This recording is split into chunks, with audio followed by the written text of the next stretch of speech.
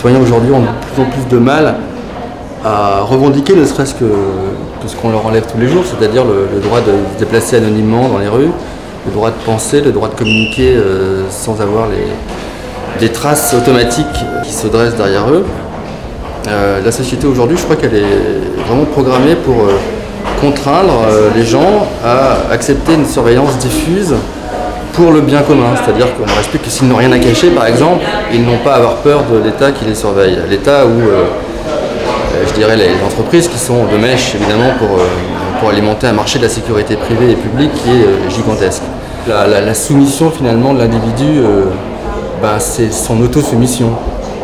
Et aujourd'hui, on est plutôt dans le règne de la contrainte, c'est-à-dire la contrainte, le fait de ne pas pouvoir faire marche arrière. Aujourd'hui, les fichiers informatiques, il y a beaucoup de choses qui sont inscrites, on ne peut pas se retirer malgré la loi. La loi exige un droit à l'oubli, un droit d'accès, mais c'est très difficile de l'exercer, c'est même quasiment impossible pour les fichiers policiers. On n'est d'ailleurs jamais sûr que ce qu'on nous communique finalement est la vérité. Alors encore une fois, on a très peu de moyens de contrôle sur ces systèmes de contrôle. Donc je ne suis pas très optimiste en fait. Les Big Brother Awards existent depuis une dizaine d'années en France et une douzaine, environ 13 ans dans d'autres pays.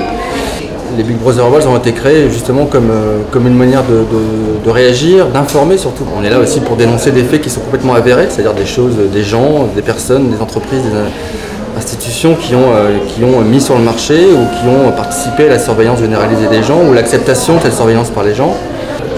Il y a un gap, c'est vrai, entre ce qui s'est passé il y a 10 ans et aujourd'hui. Il y a des pans entiers de règlements, de textes de loi qui ont été votés, qui ont été imposés à la population. Tout ça, évidemment, entre-temps, il y a eu les attentats du 11 septembre 2001. Il y a toute cette frénésie sur ce qu'on appelle le terrorisme de manière un petit peu galvaudée. Donc la société en elle-même, telle qu'elle était il y a 10 ans et aujourd'hui, ça n'a déjà rien à voir. On a du mal, nous, à analyser un petit peu la portée de ce qu'on fait. Est-ce que finalement on n'est pas pris pour des clowns? Le militantisme, est-ce qu'il n'est pas quelque part voué à disparaître ou à se faire manger par la machine à la fois étatique et commerciale? Donc tout le jour on se pose des questions. Est-ce que nous, ce qu'on fait, c'est quelque part c'est bénéfique? Est-ce que ça attire l'attention ou est-ce que ça fait que attirer l'attention? Est-ce que les gens se rendent compte qu'ils peuvent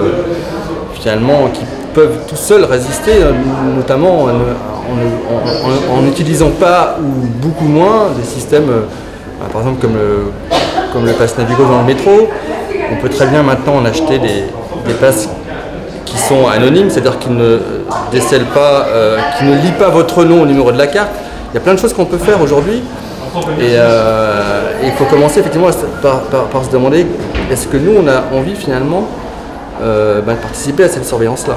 C'est ce qu'on nous demande de faire tous les jours, que ce soit dans les titres d'identité, la communication sur mobile, les échanges qu'on a sur Internet.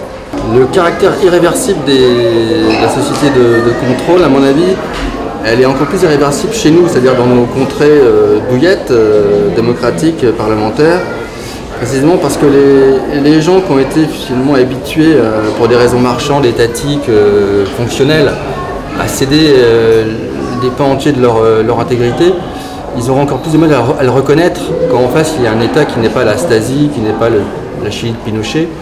C'est un peu ce que je crains, malheureusement.